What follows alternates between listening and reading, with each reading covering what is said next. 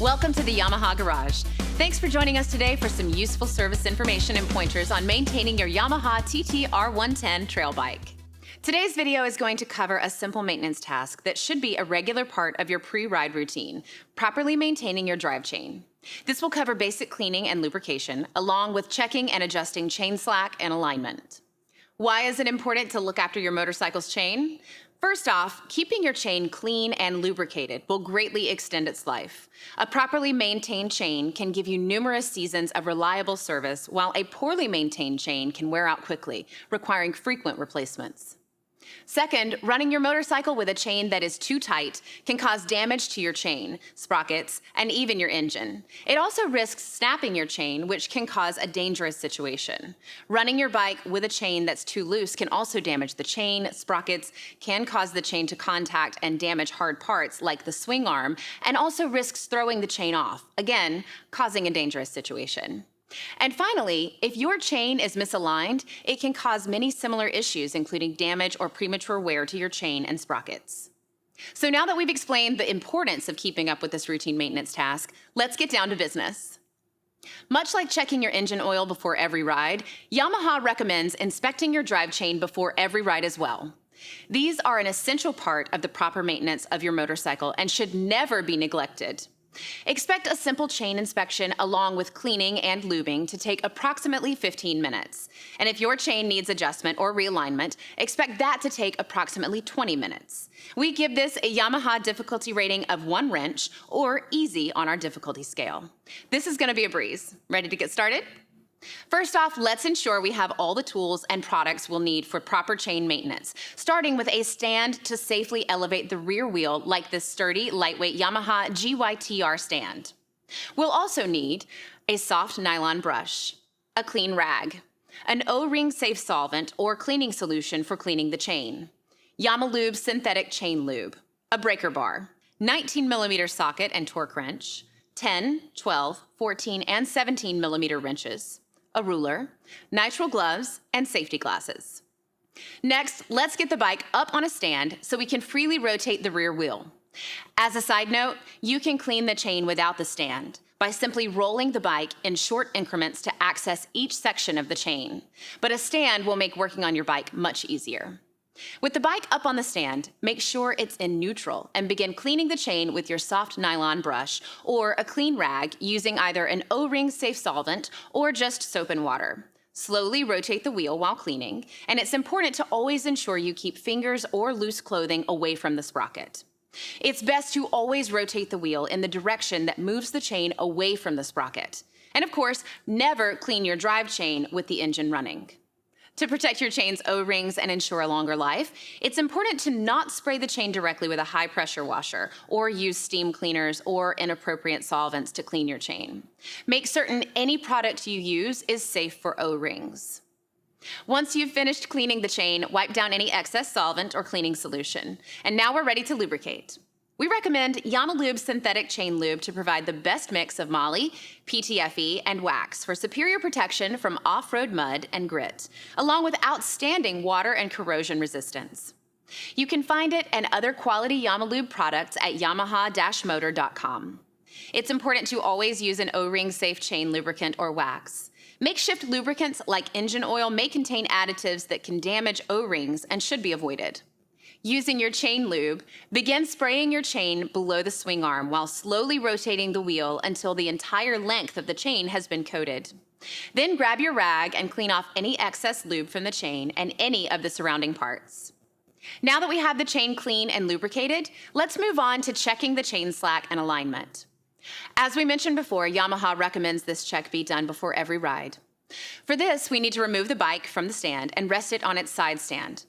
Put the motorcycle in neutral and note that there should be no additional weight on the suspension, so we don't want anyone sitting on the bike while checking slack. It is not required, but you can, for ease, remove the lower chain cover using an 8mm socket. As demonstrated here, drive chain slack on your TTR 110 should be checked at approximately middle of the swing arm. The owner's manual says slack should be between 40 and 56 millimeters, or between 1.57 and 2.20 inches. Get out your ruler, and if the free play falls out of this range, your chain is out of spec and will need to be adjusted. To make your adjustments, start by loosening the rear brake pedal free play adjusting nut. Next, let's get out our 19mm socket and 17mm wrench and loosen the rear axle nut. Using your 10mm and 12mm wrench, loosen the lock nuts at both sides of the swing arm. If your chain needs to be tightened, turn the drive chain slack adjusting nut at each end of the swing arm in a clockwise direction. To loosen the drive chain, turn the adjusting nut in a counterclockwise direction, and then push the rear wheel forward to recheck the drive chain slack. To keep your wheel, chain, and sprockets in proper alignment, it's imperative to ensure that the alignment marks on each side of the swing arm are in the same position. Once you've adjusted the drive chain slack to the proper spec, you can now use your torque wrench to retighten the axle nut to 44 pound-feet, and then retighten the lock nuts to 5.2 pound-feet. Then measure and readjust the rear brake pedal free play adjusting nut as necessary until free play is between 10 and 20 millimeters as outlined in your owner's manual. As a side note, if you're unfamiliar with the use of a torque wrench or just interested in learning more, be sure to check out our torque wrench basics video in the Yamaha garage. Now we're almost done, but let's handle one additional check while we're here. Let's roll the motorcycle either backward or forward and stop to check the chain slack at random increments to ensure the slack remains consistent. Differences in the measurement can mean a seized link or other chain damage that may require the chain to be replaced. Also, check for chain stretch by pulling on the chain links from the back of the rear sprocket. The chain should be snug on the sprocket all the way around. Finally, inspect the teeth of your front and rear sprockets to make sure they are not curved, chipped, or excessively worn. If either the drive chain or sprocket needs to be replaced, always replace them together as a complete set, since replacing a chain without replacing sprockets can cause premature wear to the new chain. You can find replacement Yamaha sprockets and top quality O-ring chains at a Yamaha dealer near you.